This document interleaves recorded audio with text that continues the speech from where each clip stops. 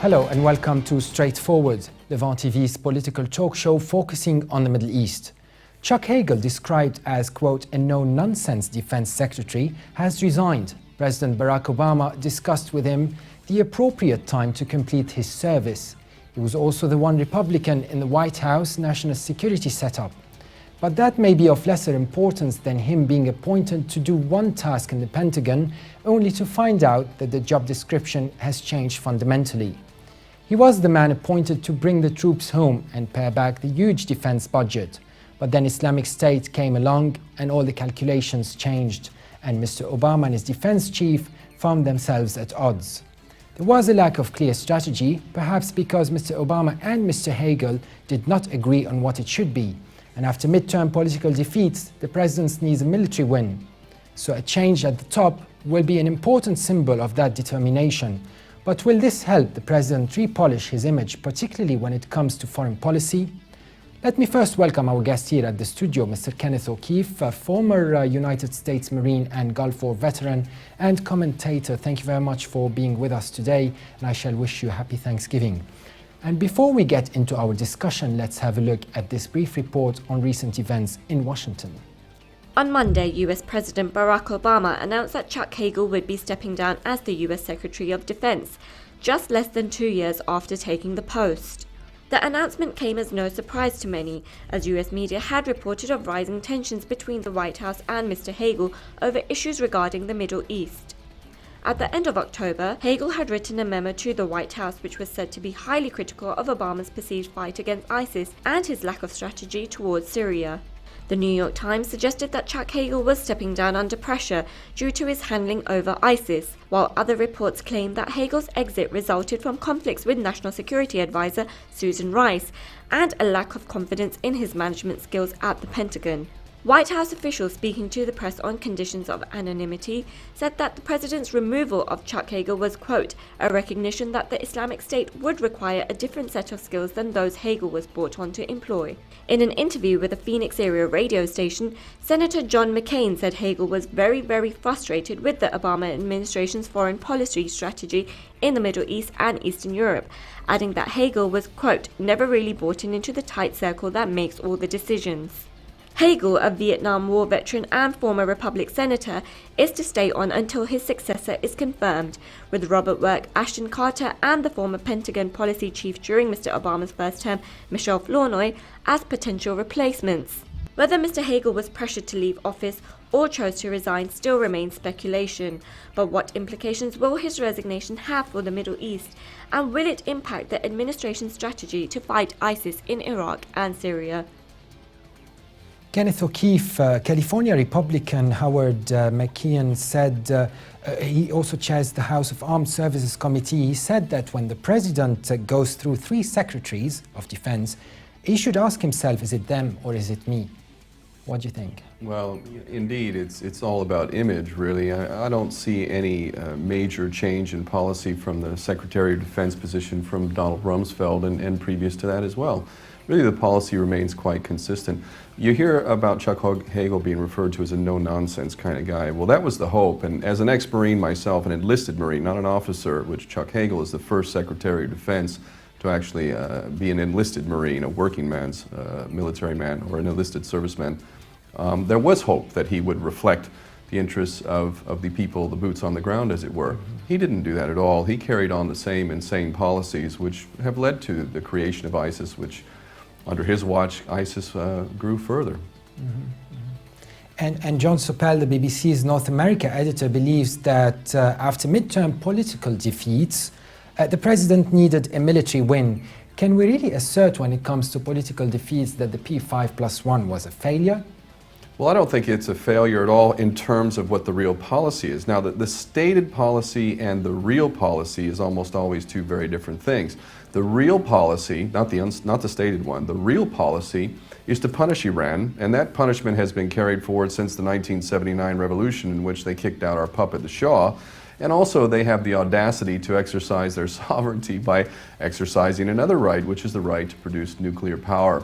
And we look at Israel and the policy towards Israel and the sheer hypocrisy of the inspections for Iran, and none For Israel, we see that Israel has hundreds of nuclear weapons, has even threatened to use those weapons against non-nuclear states. And we see that the policies of the United States have been consistent in protecting Israel and other imperial policies. Chuck Hagel made no difference whatsoever. The next Secretary of Defense, whoever it is, won't make any difference either. Chuck Hagel did criticize a little bit what he referred to as pressures from the Israeli lobby in the United States. That's about as much as he did, yes. At least he helped shed a little bit of light on that fact, but he didn't say or do what he should have done. The policies towards Israel are very self-destructive. They do not benefit the United States. You've got 22 American servicemen and women a day committing suicide. Why?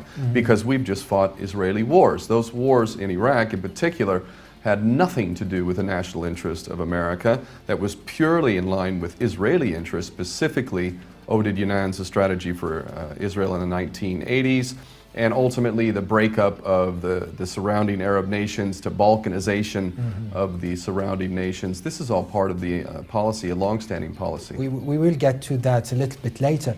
But how does resigning Hagel or Hagel's resignation, whichever you prefer, how does it help Obama in the Middle East? Well, in the theater of politics, we get the impression that some changes are going to be made. So in the theater, it'll buy a little bit of time. There'll be a debate about who's going to be the next Secretary of Defense, and then whenever that person is nominated, there'll then be opinions about what this person will or won't do, and it'll buy time, but it won't really change anything. And Republican Senator John McCain, of course, said he knew the Defense Secretary, quote, was frustrated with aspects of the administration's national security policy and decision-making process. What were the events, in your opinion, that frustrated Hagel most, especially in the Syria timeline? I just find that comical. One, McCain is just an absolute psychopath. He's met. Why'd you say so? Well, we've seen the photos of him meeting the so-called moderates in Syria. So apparently, there's some conjecture. I know this hasn't been verified, but maybe he might have even been pictured with al-Baghdadi, the supposed leader of ISIS. But he met with these so-called moderates, who we know these people were working directly with and are actually part of ISIS and al-Nusra Front. There is no real moderates in terms of who would be getting the weapons and fighting Syria. This is a terror proxy war, and John McCain was all over it. And this man, his father, was helped cover up the false flag event of the USS Liberty as well. So, the McCain family as a whole is one big load of disgusting traitors, if you ask me. I don't really care what his opinion is on anything. I only look forward to the day where that man is not only kicked out, but arrested for treason. He has helped defy the U.S. Constitution on too many levels to even count. You're talking here about a former presidential candidate and a Indeed. representative of the Republican Party, so...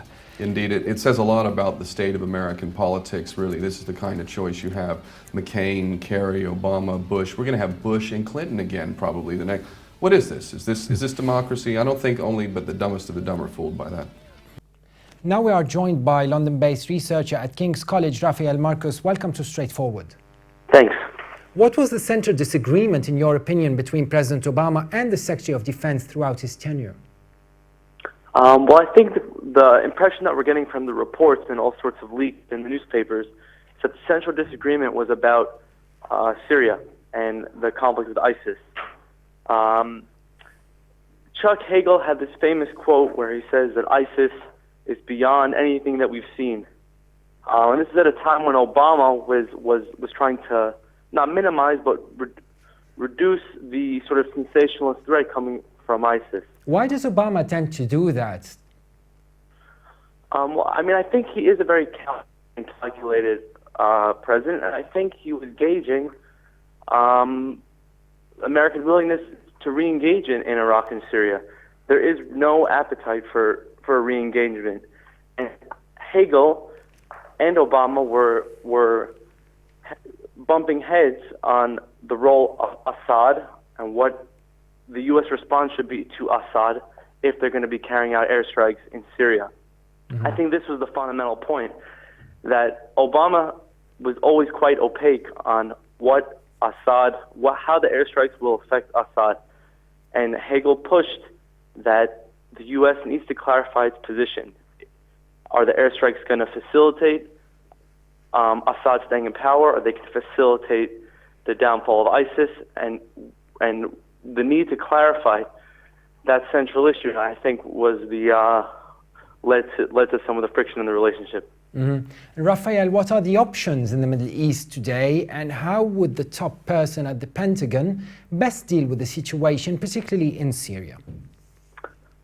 Well, I think coming in, the successor to Hagel is going to be faced with a couple of questions he or she has to ask themselves.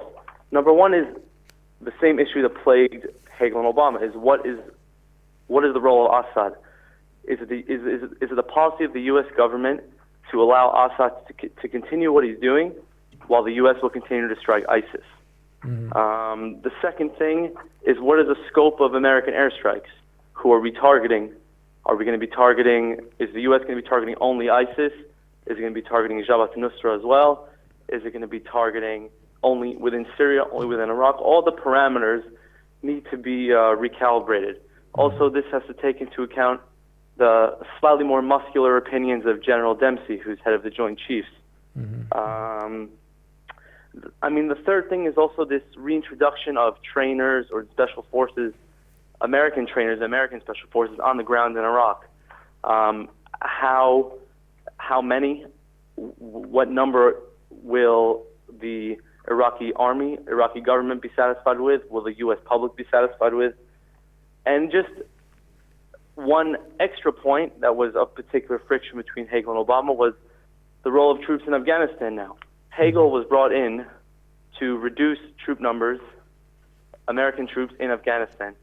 But now we're seeing a freeze in the reductions, and Hagel was brought in to end a war, but now his efforts were sort of stymied because of the deteriorating security situation.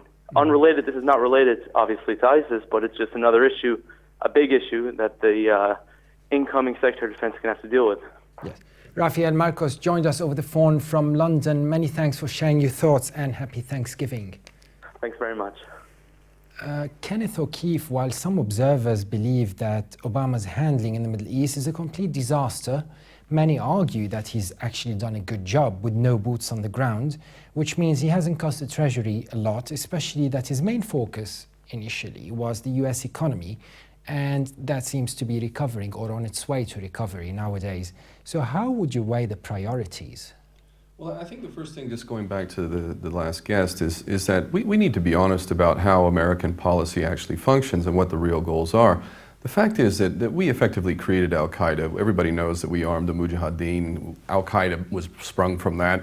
Al-Nusra Front and ISIS, where did they get their weapons from? They get them from our stockpiles of weapons. Where do they get their money from? They get them from our proxies. Intelligence or facts? Well, we know, we don't, there's no question the Wahhabi ideology of Saudi Arabia, which is one of the most offensive ideologies on the planet, this perversion of Islam, that Saudi money is going where? It's going to the so-called moderates, but it's also going to these so-called extremists. But it's not American money. So no, but it's our allies, and we have great sway over Saudi Arabia and Qatar, great sway over them. We know darn well what they're doing, and we actually want that, because the policy of America, if your greatest expression of power is your military, because America's lost all moral authority, nobody believes America anymore. It's got no moral authority. Its political system is totally bankrupt. The only thing that it really has is military bases all around the world, and it can project its military power and bribe and beat and basically threaten everybody, and that's what it does. Mm-hmm. And in order to justify a continuous war policy, you need a boogeyman. There's always been a boogeyman, always someone to fight. So ISIS is tailor-made for the American policy of empire. And the proxies that we have in Saudi Arabia and Qatar funded these psychopaths while they're beheading people in Iraq and Syria. So this is not an accident. And when I don't hear Chuck Hagel or anybody who's in the president or anyone talk about the fact that our best friends and allies are funding this sort of madness, then I can't take them seriously, because they're not even telling the truth about the way the policy actually functions. But it is a bit smart, or perhaps a little bit, it's perhaps the first time when you actually get your policy implemented with Arab money without costing the Treasury. So in that sense, he succeeded. Yeah, he certainly succeeded from an Israeli point of view and from a psychopath's point of view that needs to justify an insanity of empire, which is basically destroying every place it touches. Look at Afghanistan, look at Iraq, look at Libya, look at Syria. Syria, the Syrian regime, I don't even want to call it that. It is a democratically elected government, albeit in very difficult circumstances. They did have elections. They do have a man who represents the will of the people according to the vote, and that's more than what George Bush could say. He didn't even get the majority of votes in 2000. And Obama's approval ratings are lower than I'm sure Bashar al-Assad's right now as well. So the bottom line is that the policies of America are absolute insanity. It's always about a perpetual war policy. So ISIS is great.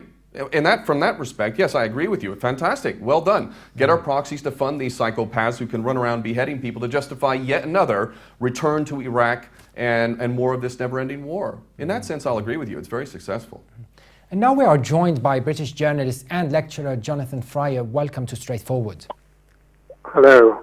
Now, beyond finding a way to close the US prison facility in Guantanamo Bay in Cuba and competently execute a US withdrawal from Afghanistan, the next Secretary of Defense will also have to manage the war against the Islamic State militant group in Iraq and Syria.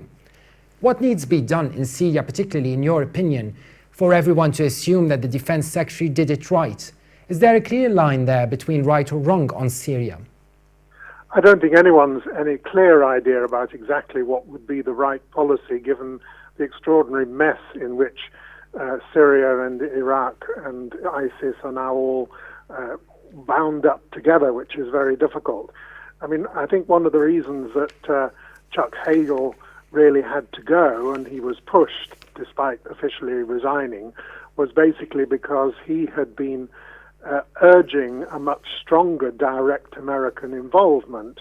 He was one of those who believed that actually the United States should intervene to try to oust Bashar al-Assad and his regime, whereas others, including President Obama and Susan Rice, his security advisors, were somewhat more cautious. But I do feel that America has got itself in an almost impossible position. It's very difficult to see how they can get out of what they now are involved in. And having stated that Islamic State is now the enemy and that there is going to be a war that will last not just years but maybe decades, they're basically saying that they're going to be involved, preferably from their point of view, with allies, including, of course, Britain and some of the Arab states. And back to Senator McCain, who thinks Mr. Obama needed to realize, quote, current failures on national security more often lie with his administration's misguided policies. Is it too much to mention failure as such, and why? I think it is really. I think it's, that is a good case of Republican kettle calling the Democratic pot black. In other words, that basically for partisan reasons attacking the Obama administration.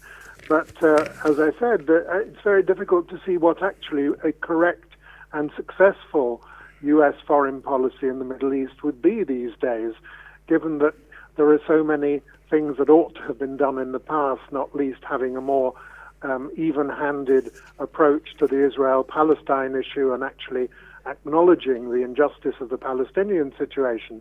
So it's a very, very complicated situation, and I do feel that Senator McCain is doing a bit of party politics rather than actually constructively saying how could the Obama administration get out of this.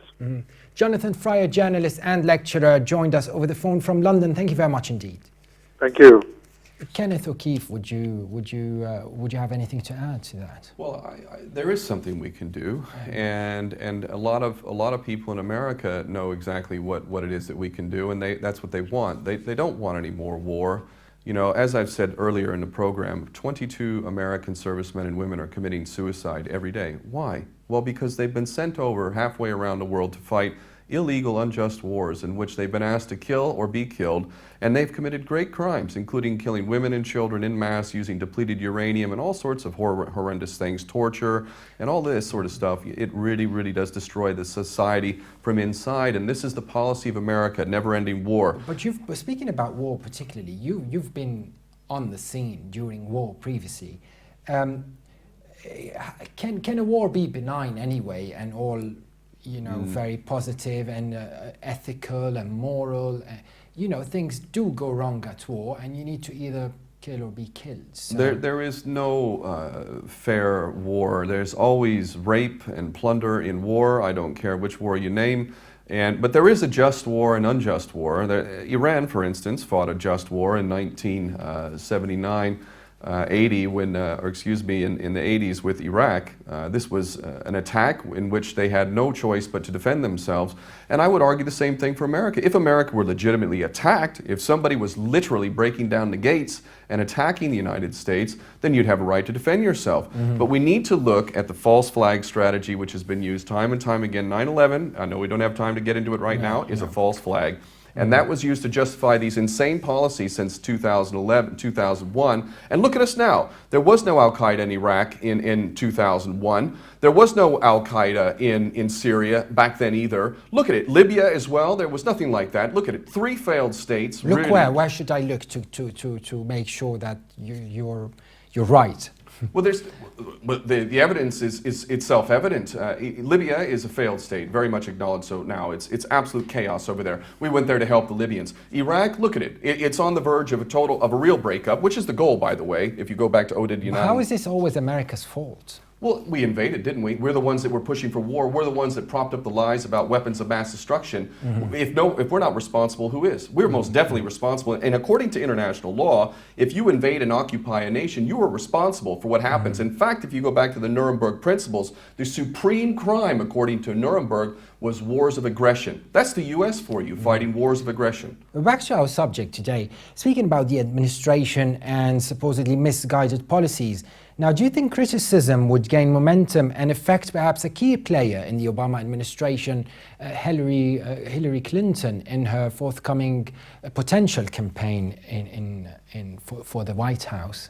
Do you think? Well, Hillary Clinton, I mean, I honestly, if you just look into that woman's eyes, you can see the psychopath within. I remember her policy. Your views, of course, they do not represent our channel. Well, her actions make it pretty clear. When she commented about, very, very famously, a program in which one of the commentators was talking about how we should go in and take out Iran. And she burst out laughing at the idea of, well, we're working hard about it. She very famously talked about Gaddafi, and after he was basically murdered in the streets, we came, we saw, he died. This kind of stuff is not the kind of thing that the American people need. And it's American sons and daughters whose blood will be spilled, not Hillary Clinton or any of these other blue blood spoiled brats who end up sending American sons and daughters off to war. And I've had enough of it myself as an ex-Marine who served in combat, who knows what war is like. I don't appreciate all these chicken hawks sending American sons and daughters off to war and killing innocent people en masse. And that's what's going to continue to happen with Hillary Clinton, that's for sure.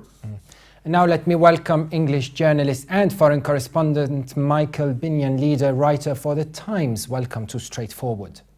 Thank you. Now, some argue that the deep division within the White House means that Obama's new Secretary of Defense must be willing to make his new or her new and aggressive policies work in the 2 years which they would have left to make a mark in the world. Now, speaking of policies and divisions within the establishment, what would have been the case had it been up to the British Prime Minister David Cameron to make this mark in the world? Well, I think that Britain would not have felt obliged to put boots on the ground, and I don't think that the new Secretary of Defense in America will do that either. I'm not talking about Britain, I'm talking about the Prime Minister. The Prime Minister, yes. The Prime Minister, equally like Obama, is not committed to Britain's involvement in military action overseas. In fact, he has committed Britain to securing the rebels' victory in Libya, and I think there are some second thoughts now about whether that effort really was worthwhile. He would be hard-pressed, I think, to win over the British public for any military action overseas, and therefore has not attempted to do so, and I don't think will do so. He would prefer to make his mark on the ground with a more vividly humanitarian operation, such as a large British effort for the Ebola victims in West Africa or something of that kind. The challenge is not on our doorstep right now, and therefore I don't think Britain is facing this question of whether Cameron needs to authorize military action anywhere. Mm-hmm. And some see that Chuck Hagel's Syria memo to National Security Advisor Susan Rice, in which he allegedly criticized Obama's policy on the Islamic State, could have been in fact a reason behind the Obama's rift and Chuck Hagel's rift, obviously. Yet according to sources familiar with the memo, it was a rather banal affair, very trivial affair. Where do you stand on this and why? Well, I think the problem is that neither Obama nor Chuck Hagel have any real idea what to do about ISIS. And the split obviously develops over the various proposals. Should we do this? Should we do that? Should we put boots on the ground? Should we actually bomb or step up the bombing of ISIS forces? And obviously, when you can't get either the president or the Secretary of State with a clear policy, you're going to get divergence, disagreement, annoyance. And I think Obama was looking for guidance from his Secretary of Defense as to what to do. When the Secretary of Defense didn't come up with a clear plan or seemed to disagree with whatever was going on in Obama's mind, then I think they felt they simply couldn't work together. It wasn't ever really clear to Chuck Hagel what it was that Obama wanted him to do. And I think equally, Obama didn't really know what it was that Chuck Hagel was proposing the Pentagon should do. And when you mention neither Obama or Hagel knew what to do about Syria particularly, could you name someone from their critics, especially Obama's critics, that could have done the job better in America? I think that's very hard to do. I don't think at the moment there's any Western politician or any senior political figure, either in America or in Europe, who really knows what would be an effective, popular, and responsive attitude to take to ISIS. If one says that they should be left to fight their own wars, then clearly you're sacrificing the lives of thousands or hundreds of thousands of innocent people, and particularly religious minorities in the region who are their victims. If, on the other hand, you say that intervention is necessary, then you get the military question. Intervention where, for whom, and what is the military exit strategy? Nobody really has a clear answer to that. Michael Roger Binion, serving as the Times Moscow correspondent, as well as reporting from Berlin, Washington, and all over the Middle East. Many thanks for sharing your thoughts. Thank you very much. Bye-bye. And back to you, Kenneth O'Keefe. Former Undersecretary of Defense Michelle O'Fleury said she was taking herself out of consideration because of family concerns in case the president decided to appoint her for the next top Pentagon job. What do you have to say about that? Has it become a little bit too murky in the Middle East for anyone to deal with the situation, just like what our guest Michael Binion suggested a bit earlier? Well, whoever it is that is going to entertain taking the position is going to inherit a policy which has been very static and very, very clear-cut, and that's why we have the disaster we have today. And I don't imagine for a second that any new Secretary of Defense is going to substantially have the ability to change the policy. The policy is never-ending war, this ISIS creation. We have a lot of sway, a lot of power. To say that we don't have influence over Saudi Arabia and Qatar and we were training these people. Israel, it's been very well reported at this point, has been giving medical attention to ISIS fighters in the Golan Heights and even in Tel Aviv. This has been reported. Could that not be considered humanitarian relief?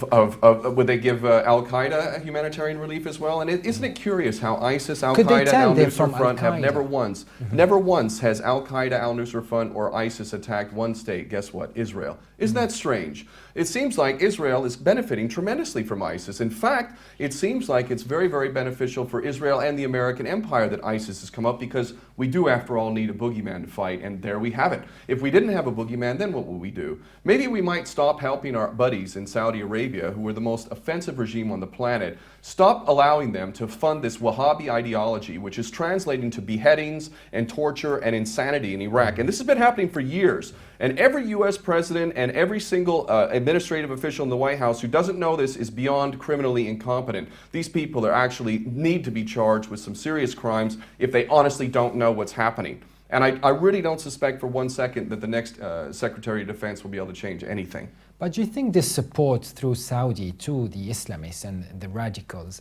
will ever have an expiry date when it comes to U.S. foreign policy? Would they cut it at some point? Absolutely, yes. Just like Saddam Hussein was our best friend and ally when he was useful, look at him now. The Saudi regime is going to go down hard. I have no question of that, no doubt about it at all. And the petrodollar system, which has effectively propped up the Saudi regime and America and allowed it to build military bases all around the world, that's living on borrowed time. So when the petrodollar system is gone and America's false economy, false prosperity no longer exists, and it has to play on a level playing field with all of its moral authority gone, there's no question whatsoever that these policies will end. The question is, will it end in a third world war? And that's actually where these policies are leading us. I mean, when you look at Syria, what would happen very predictably if you took out Bashar al-Assad right now? That's going to create a vacuum. You tell us. Well, who's going to fill the vacuum of Bashar al-Assad being vacuum God? Or a political vacuum, or... a power vacuum. That's going to be filled by the most powerful interests there. And who's that? Those are the people running around with M16s and Jeeps supplied by the United States to our so-called moderate rebels in Syria and also in Iraq and whatnot. That's where they got these weapons. They don't make their own weapons. They get it from us. They also got training in Jordan from us. This is a known fact. But then you say Saudi. You mean us via Saudi? U.S. Special Forces were giving training in Jordan in secret bases over there. We also know very well that the Turks are shuttling in ISIS fighters. This is one of Press TV's reporters, Serena Shim, was just murdered, all too likely by the Turkish government in some form or shape, intelligence services, because she was exposing the fact that Turkey, our good friend and ally as well, is shuttling ISIS fighters in and out of there, which they have an interest in that as well, because they've been saying for years now that there is no such thing as sovereignty, no such thing as self-determination, that the Syrian people don't count, and the fact that they voted in Bashar al-Assad doesn't matter, that he needs to be taken out. All of these policies are very, very much insane, but they're meant to be, because the chaos is what is needed to justify America's never-ending war policy. Mm-hmm. And now we are joined by Reverend Jesse Lee Peterson, show host joining us from Los Angeles. Happy Thanksgiving and welcome to Straightforward. Thank you. Happy Thanksgiving to you. Thanks for having me on. Thank you very much. Michael Young writes, quote, "The greater problem is that Obama's policies in the Middle East have primarily been built not around principles or objectives, but around avoidance." Do you agree with this? Absolutely, 100%. Barack Obama is an appeaser, and he has been trying to please our enemies and give the impression that we are not a superpower nation. And as a result, he has hurt the country rather than helping it. He has weakened us. Yes, and an editorial in Dubai's Gulf News newspaper argues that even if Hagel did get caught up in fighting for the troops he was supposed to be commanding, he was also isolated as the sole Republican in a cabinet that is dominated by Obama's cronies from his early days in Chicago. To what extent is this true? To what extent Obama got his cronies to the cabinet? You know, it is absolutely true. Hagel is a hardliner. He believes that America is a strong nation and that we are the superpower. Obama doesn't. And by working with Obama cronies like Susan Rice and others, it was hard for him to do the job that he needed to do. And they isolated him. He would sit in meetings and had nothing to say because they had isolated him. He was not one of them. It was difficult for him to do his job. Mm. And how would you comment on Obama's knowledge when it comes to foreign policy compared to another candidate that you may suggest would have done the job better? Barack Obama is a community organizer. What do you mean? He's not a warrior. What do you mean? He doesn't mean that he doesn't have the courage to fight. He doesn't have the courage to deal with a radical terrorist group like ISIS and others, compared to George W. Bush or even Bill Clinton. Bill Clinton was stronger than Barack Obama when it comes to fighting our enemies. Obama doesn't have that in him. He's really not the type of guy that appreciates the power of America. He has a resentment against this country, and his primary mission is to weaken us. He's not a real warrior. Excuse me, Reverend, but are we talking about the same George Bush who went AWOL during the Vietnam War, who got a cushy job with the Air National Guard because his daddy gave him that job? This same man who sent many thousands of American servicemen off to their deaths in an unjust, illegal war in Iraq based on a pack of lies, the same man who announced mission accomplished. Are we seriously talking about this man doing a better job than Barack Obama? Don't you see them both as equally worthless? No, the way you would describe President George Bush is wrong, but I am talking about that guy. President Bush had brought peace to Iraq for the first time, and Obama, when that's he became not president, there is no peace in Iraq, and I'm dumbfounded that anybody can't see the truth about what we've done to Iraq. There's 1 million to 2 million dead in that country, millions of orphans, millions of refugees. The infrastructure's been destroyed. It's on the brink of being broken up into 3 pieces. You've got sectarian divide like nothing. Al-Qaeda wasn't in Iraq when we invaded, but now they're all over the place. Now they're called ISIS, cutting off heads and also. I can't believe that you say there's peace in Iraq. How can you possibly say that? Why are you speaking over me? You're trying to prevent the truth from getting out. And the truth is that had Obama not poured all of the truth out of Iraq, the people there would have peace today. But because he poured them out, we now have chaos.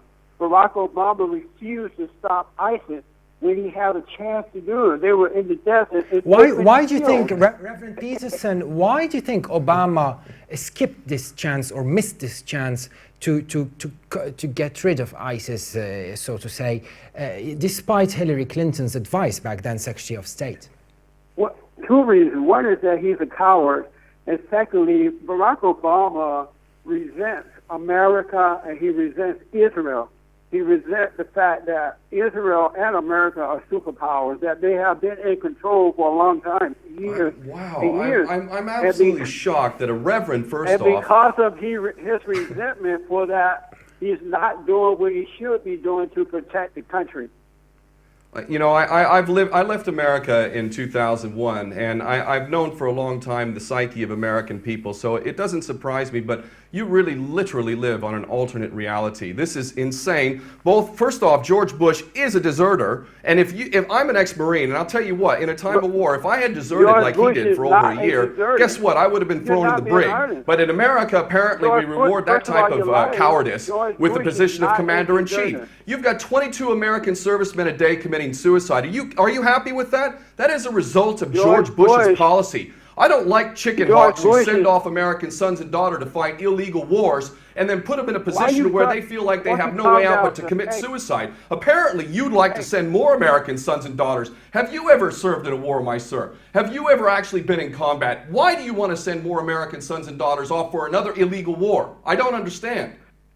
You are a dishonest man in your dialogue. That's why you're shouting. Tell me what's dishonest about what I just said. President George Bush is not a deserter. He is a warrior. He did not show up to work in the military for over a year. That is the definition of absent without leave. You are wrong, and I will debate you on this if you like. I am not wrong. President Bush had Iraq, literally. Al-Qaeda. He's a coward and a chicken hawk. President Bush had Al-Qaeda on the run when he left office. Now Al-Qaeda and Iraq have joined forces. They are more powerful today under Barack Obama than they were President Bush. And then because of Barack Obama, he have allowed terrorists to come into our country. And instead of calling it what it is, he gives it another name. He doesn't say terrorism. He calls them gangs. He calls them thugs. Barack Obama is not an honest man. He's a weak president, and we're paying a price for it. So you want more war, more dead American sons and daughters committing suicide. You want to favor Israel committing ethnic cleansing against the Palestinians. You want all of that. I am ashamed. I'm ashamed that you, as a public person, would have such a view. And I can assure you that the sons and daughters who fought in these wars supported one man for president, and that was Ron Paul. You know why? Because he would have got us out of these illegal wars and out of the empire agenda that is really the end of America altogether. America does have something good called the U.S. Constitution, which has been defiled left, right, and center, and I'm more concerned about that. I'd like to see America clean up its own dirty, filthy house instead of sticking its nose in other people's business, always based on a pack of lies. Israel has not done ethnic cleansing. Israel's wiped hundreds of villages off the map of Palestine. That is indefensible, illegal. Let's listen to Reverend Peterson. Just let him speak a little bit. Thank you. Israel has participated. It has given up land, and the Palestinians do not want land. The fight is not about land. The fight is about killing the Jews. They want to push Israel into the ocean, just as they want to destroy America.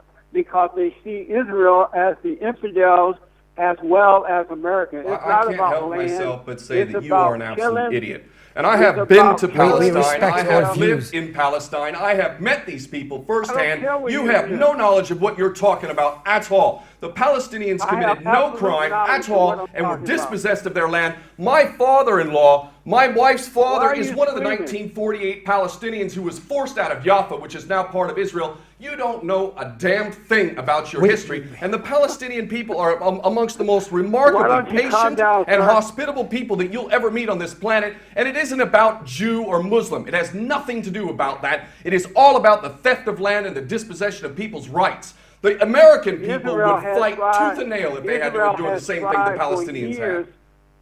Israel Incredible. has tried for years to make peace with the Palestinians. It is impossible to do it. So Why is it Israel at impossible, this point- Reverend Peterson? In your opinion, why do you because- think it's impossible? Because the Palestinians want Israel dead. They hate the Jews, they hate the Christians, they hate America, and they want to push, as I said, Israel into the ocean. They That is don't. just an They idiotic don't view, want and peace. there really is There's no way that no way to Israel address it other can than make that. peace. Pure insanity There's and no total way idiocy. Israel can make peace with its enemy. They do not want peace. So Israel has no choice now but to defend herself because these people want to kill them. And unfortunately, Israel is not getting support from Obama. In my opinion, Obama supports the Palestinians more than he does Israel. And that's so unfortunate. For the first time, Israel friend, the American, doesn't have the same relationship that we had prior to Barack Obama. And that's unfortunate. Reverend Jesse Lee Peterson, we respect all views on the show, and thank you very much for joining us. You are the show host and president of bondaction.org. Joined us from Los Angeles. Thank you very much indeed. Thank you. Happy Thanksgiving to you guys. Thank you very much. No matter how experienced or good a defense secretary is at the job, he or she will be responsible for implementing policies forged elsewhere. If the White House is indecisive or reverses itself on key decisions, senior cabinet members can get caught in the stumble. And from an array of talented but flawed candidates, the US President now needs to make the hard choice of how to replace Chuck Hagel. And as this episode comes to an end, I'd like to thank our guest here at the studio, Mr. Kenneth O'Keefe, and our guests who joined us over the phone, Mr. Rafael Marcos of King's College, and Mr. Jonathan Fryer of SOAS, and Reverend Jesse Lee Peterson, and Mr. Michael Binyamin. And stay tuned, and I'll be with you soon again on Straightforward.